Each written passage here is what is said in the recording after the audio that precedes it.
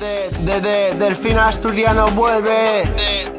Delfín Asturiano vuelve. Delfín Asturiano vuelve. Delfín Asturiano vuelve. Este temita con DJ Mantecas para pedirle disculpas a dos amigos de verdad de corazón que perdí y los quiero recuperar, Robert y Kinky de Chanel, pareja de oro.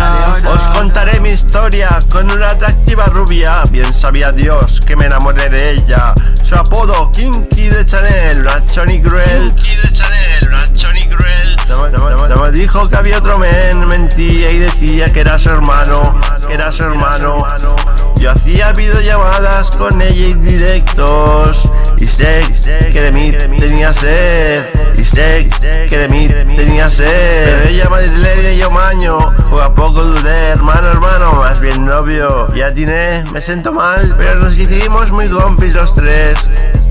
Roberto, ella, Kinky de Chanel, vida cruel, Kinky de Chanel, vida cruel, Kinky de Chanel, vida cruel, directos,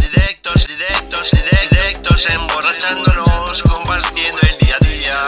Y lo echo de menos, tuve una cita, y los únicos que sabían con quién eran ellos. Este liguemaño me comentó, me están amenazando. No sé por qué lo hicieron, yo actué mal, pero ellos también. Pero yo fui un criminal, me lancé con furia sin saber que una cita se puede perder. Pero no por encima de una amistad de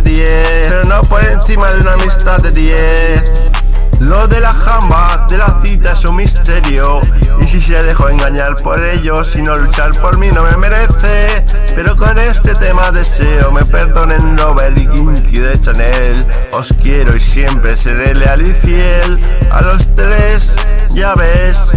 Quiero a estos dos tortolitos y deseo volver a ser íntimos, compáis, sin más. Os quiero, chicos. Yo valoro esa amistad por encima de los mares. Yo valoro esa amistad por encima del dinero. Yo valoro esa amistad por encima de la sangre.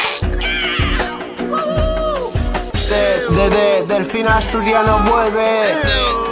Delfín Asturiano 2019. Delfín Asturiano vuelve. 2019.